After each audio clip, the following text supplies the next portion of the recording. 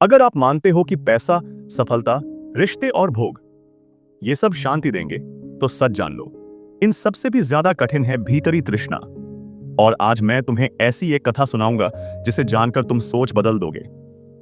उस सुबह जब सूरज की पहली रश्मि पत्तों पर गिर रही थी, मनुष्य की दुनिया एक नई रोशनी की तलाश में थी। पर गौतम यह नहीं जानते थे कि यही रोशनी बाहर नहीं, भीतर ढूंढनी है। वे ऐसे समय से गुजर रहे थे जब हर उपलब्धि, हर सुख उन्हें आधा अधूरा अधूरापन ही महसूस करा रहा था। जैसे जीवन की यात्रा में उन्होंने सब कुछ पा लिया हो, पर फिर भी कुछ खो सा रहा हो। क्योंकि बाहर की चीजें तो क्षणिक हैं, रूप, रस, संबंध, प्रतिष्ठा, पर मन की तृष्णा के कारण वही क्षणिक बनता हुआ स्थायी दुख में बदल जाती है।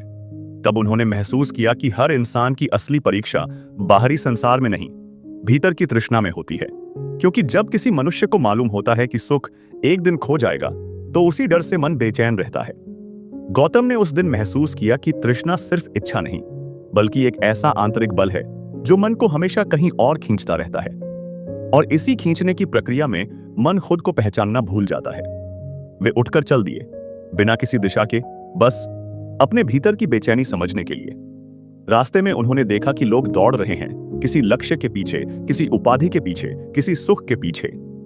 और हर कोई मान रहा है कि जो होगा वह खुशी देगा, लेकिन कोई यह नहीं समझ पा रहा था कि जब खुशी क्षणिक है, तो उसका पीछा करने से मन और भटकता है। गौतम ने देखा कि लोगों का दुख अलग दिखता है, पर दर्द की जड़ एक ही है। वह भीतरी तृष्णा, वह खालीपन, वह और पाने की चाह। एक बार उन्होंने एक वृद्ध से पूछा, आप क्या ढूंढ रहे हो? वृद्ध ने कहा, शांति। गौतम ने पूछा, तो क्या तुमने कभी देखा है कि शांति इंतजार करने से या पाने से नहीं, इस समेट से नहीं आती? वृद्ध चुप रहा, क्योंकि वह भी अपनी इच्छाओं को शांत नहीं कर पा रहा था। गौतम सोचने लगे, क्या शांति पाने की चाह और शांति को जाने देना एक ही चीज नहीं है? तभी उन्हें एक बालक मिला जो बिना कुछ मांगे खेल रहा था। और गौतम ने पहली बार महसूस किया कि शांति को पाने की नहीं, उसे बिना पकड़ने की कला में निहित है। उन्होंने बालक से पूछा, तुम परेशान क्यों नहीं होते? बालक ने हंसकर कहा, मैं वो चीज नहीं खोजता जो मुझे छूट सकती है। उसी क्षण गौतम को एक स्पष्ट अनुभव हुआ कि जो कुछ भी मन चाहता है वह मानसिक पकड़ का मूल कारण है, और मन की पकड़ ही दुख का बीज है। वे बिना रुके आगे बढ़े, क्योंकि मनुष्य की तृष्णा उसको कहीं और ले जाने की कोशिश करती है, एक लक्ष्य से दूसरे लक्ष्य तक। और उस यात्रा में मन इतना थक जाता है कि वह यह भी भूल जाता है कि उसके भीतर क्या चल रहा है। समय बीतता गया, नगर बदलते गए, चेहरे बदलते गए, लेकिन बुद्ध का मौन स्थिर रहा। अब वे केवल एक व्यक्ति नहीं थे, वे एक आईना बन चुके थे, जिसमें हर कोई अपना ही प्रतिबिंब देखता था। कोई उन्हें देवता देखता, कोई सुधारक, कोई विद्रोही और कोई खतरा। लेकिन बुद्ध जानते थे कि हर दृष्टि देखने वाले की है, देखे जाने वाले की नहीं। उम्र अब शरीर पर उतरने लगी थी, चाल धीमी हो गई थी, देह थकने लगी थी, लेकिन चेतना वैसी ही खुली थी।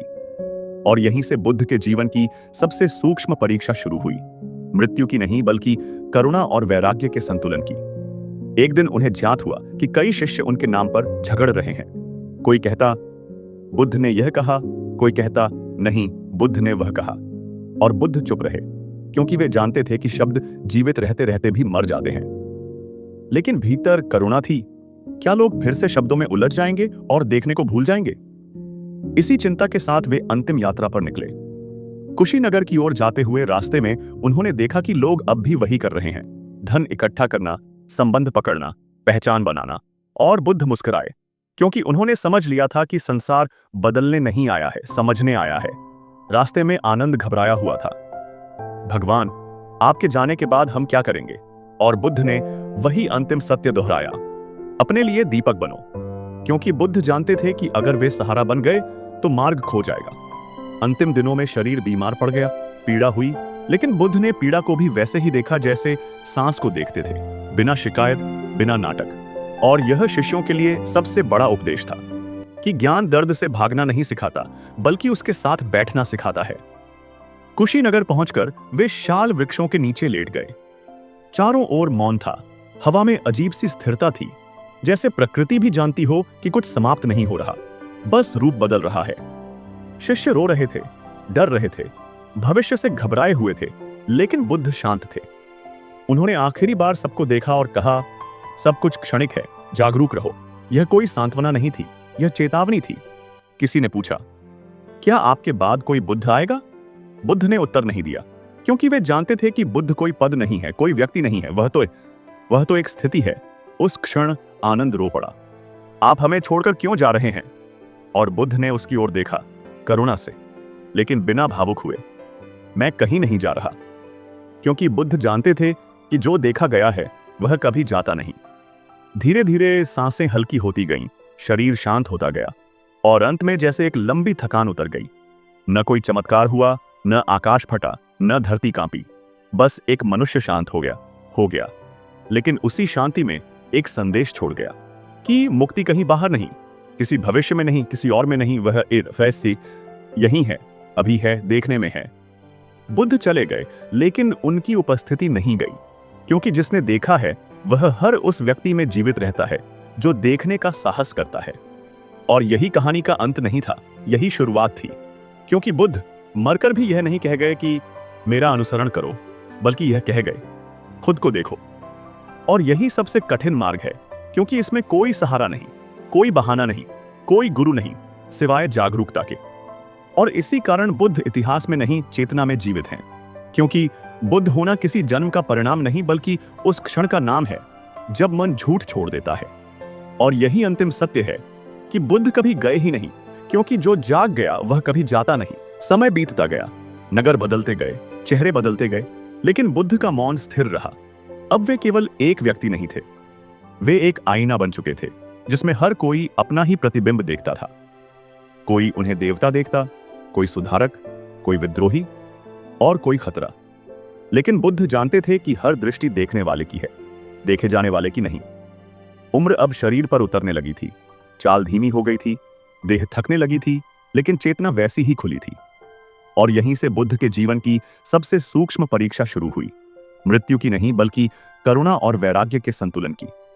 एक दिन उन्हें ज्ञात हुआ कि कई शिष्य उनके नाम पर झगड़ रहे हैं। कोई कहता, बुद्ध ने यह कहा, कोई कहता, नहीं, बुद्ध ने वह कहा। और बुद्ध चुप रहे, क्योंकि वे जानते थे कि शब्द जीवित रहते रहते भी मर जाते हैं। लेकिन भीतर करुणा थी। क्या लोग फिर से शब्दों में उलझ जाएंगे और देखने को भूल जाएंगे? इसी चिंता के साथ वे अंतिम यात्रा पर निकले। कुशीनगर की ओर जाते हुए रास्ते में उन्होंने देखा कि लोग अब भी वही कर रहे हैं, धन इकट्ठा करना, संबंध पकड़ना, पहचान बनाना। और बुद्ध मुस्कुराए, क्योंकि उन्होंने समझ लिया था कि संसार बदलने नहीं आया है, समझने आया है। रास्ते में आनंद घबराया हुआ था। भगवान, आपके जाने के बाद हम क्या करेंगे? और बुद्ध ने वही अंतिम सत्य दोहराया, अपने लिए दीपक बनो। क्योंकि बुद्ध जानते थे कि अगर वे सहारा बन गए तो मार्ग खो जाएगा। अंतिम दिनों में शरीर बीमार पड़ गया, पीड़ा हुई, लेकिन बुद्ध ने पीड़ा को भी वैसे ही देखा जैसे सांस को देखते थे, बिना शिकायत, बिना नाटक।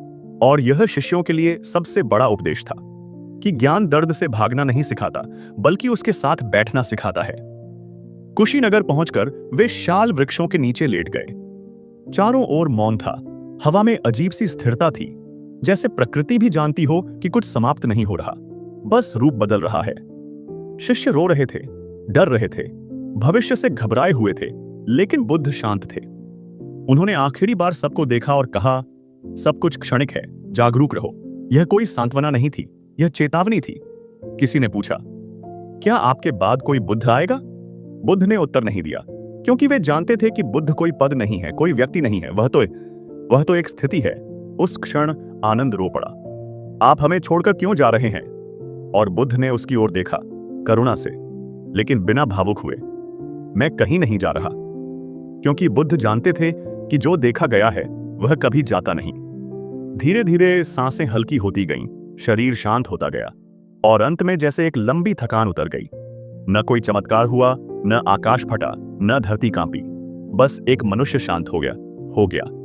लेकिन उसी शांति में एक संदेश छोड़ गया कि मुक्ति कहीं बाहर नहीं, किसी भविष्य में नहीं, किसी और में नहीं, वह फैसली यही है, अभी है, देखने में है। बुद्ध चले गए, लेकिन उनकी उपस्थिति नहीं गई, क्योंकि जिसने देखा है वह हर उस व्यक्ति में जीवित रहता है जो देखने का साहस करता है। और यही कहानी का अंत नहीं था, यही शुरुआत थी। क्योंकि बुद्ध मरकर भी यह नहीं कह गए कि मेरा अनुसरण करो, बल्कि यह कह गए, खुद को देखो। और यही सबसे कठिन मार्ग है, क्योंकि इसमें कोई सहारा नहीं, कोई बहाना नहीं, कोई गुरु नहीं, सिवाय जागरूकता के। और इसी कारण बुद्ध इतिहास में नहीं, चेतना में जीवित हैं। क्योंकि बुद्ध होना किसी जन्म का परिणाम नहीं, बल्कि उस क्षण का नाम है जब मन झूठ छोड़ देता है। और यही अंतिम सत्य है कि बुद्ध कभी गए ही नहीं, क्योंकि जो जाग गया वह कभी जाता नहीं। असुरक्षा से पीड़ित होता है, और असुरक्षा हमेशा भविष्य में जीती है। उसी क्षण उन्हें यह भी स्पष्ट हुआ कि वर्तमान में दुख नहीं होता। दुख हमेशा या तो अतीत की स्मृति में होता है या भविष्य की कल्पना में। वर्तमान केवल अनुभव है, न अच्छा न बुरा। यही समझ धीरे धीरे उनके भीतर स्थिर होने लगी। उन्होंने देखा कि जब मन बिना मूल्यांकन के किसी क्षण को देखता है, तब वहां कोई पीड़ा नहीं रहती। पीड़ा तभी आती है जब मन कहता है, यह होना चाहिए था या यह नहीं होना चाहिए था। इसी चाहिए और नहीं चाहिए के बीच मनुष्य का पूरा जीवन फंसा हुआ है। गौतम ने भीतर उठती हर चाहिए को देखा और उसे जाने दिया। न उसका विरोध किया, न समर्थन, बस साक्षी बने रहे। यह साक्षी भाव उनके लिए नया नहीं था, पर अब यह और गहरा हो गया था। वे समझने लगे थे कि साक्षी होना कोई अभ्यास नहीं, बल्कि समझ का परिणाम है। जब मन समझ जाता है कि पकड़ना ही दुख है तो छोड़ना अपने आप घटित हो जाता है। उन्होंने देखा कि जैसे जैसे भीतर की पकड़ ढीली होती गई, वैसे वैसे बाहरी दुनिया का प्रभाव भी कम होता गया। अब प्रशंसा उन्हें ऊपर नहीं उठाती थी और निंदा उन्हें नीचे नहीं गिराती थी। यह समता कोई साधी हुई अवस्था नहीं थी, बल्कि गहरी स्वीकृति से उपजी थी। गौतम ने महसूस किया कि जब मन किसी अनुभव से लड़ता नहीं, तो वह अनुभव बोझ नहीं बनता। दुख तब भारी होता है जब हम उसे नकारते हैं, और सुख तब भारी होता है जब हम उसे पकड़ना चाहते हैं। उन्होंने पहली बार दुख को भी पूरी तरह महसूस किया, बिना उससे भागे। और आश्चर्यजनक रूप से दुख अपनी तीव्रता खो बैठा, क्योंकि दुख को शक्ति भागने से मिलती है, देखने से नहीं। इसी अनुभव ने उनके भीतर एक नई करुणा को जन्म दिया, दूसरों के लिए नहीं, पहले स्वयं के लिए। और जब मनुष्य स्वयं के प्रति करुणामय होता है, तभी वह दूसरों के प्रति भी सच्ची करुणा रख सकता है। गौतम ने देखा कि संसार दुखी नहीं है, संसार अजागरूक है। लोग इसलिए नहीं दुखी हैं कि उनके पास कम है, बल्कि इसलिए कि वे यह नहीं जानते कि वे जो खोज रहे हैं वह बाहर नहीं है। यह समझ उनके भीतर इतनी स्पष्ट हो चुकी थी कि अब उनके प्रश्न बदल गए थे। अब वे यह नहीं पूछते थे कि शांति कैसे मिले, बल्कि यह देखते थे कि अशांति कैसे पैदा होती है। और जैसे ही अशांति की प्रक्रिया स्पष्ट होती गई, शांति अपने आप उपस्थित होने लगी, बिना बुलाए, बिना प्रयास। उन्होंने देखा कि मन तब सबसे अधिक शांत होता है जब वह कुछ बनने की कोशिश नहीं करता। बनने की हर कोशिश में तनाव छिपा होता है। और यही गौतम ने एक अत्यंत गहरी बात जानी। मनुष्य को मुक्त करने वाला कोई मार्ग नहीं, बल्कि भ्रम की समाप्ति ही मुक्ति है, क्योंकि मार्ग भविष्य की ओर ले जाता है और मुक्ति केवल अभी घट सकती है। इसी समझ के साथ उनका भीतर का संघर्ष धीमे धीमे शांत होने लगा। अब वे किसी निष्कर्ष पर नहीं पहुंचे थे, किसी घोषणा पर नहीं, बस एक गहरी स्पष्टता में टिकने लगे थे। और यही स्पष्टता, यही मौन, यही साक्षी भाव उन्हें उस द्वार के पास ले आया था जहां से आगे कोई खोज नहीं, केवल बोध था। यह यात्रा अभी पूरी नहीं हुई थी, पर दिशा बदल चुकी थी। अब वे पाने की ओर नहीं, छोड़ने की सहजता की ओर बढ़ रहे थे। और इसी सहजता में छिपा था वह क्षण जो आगे चलकर बोध कहलाने वाला था।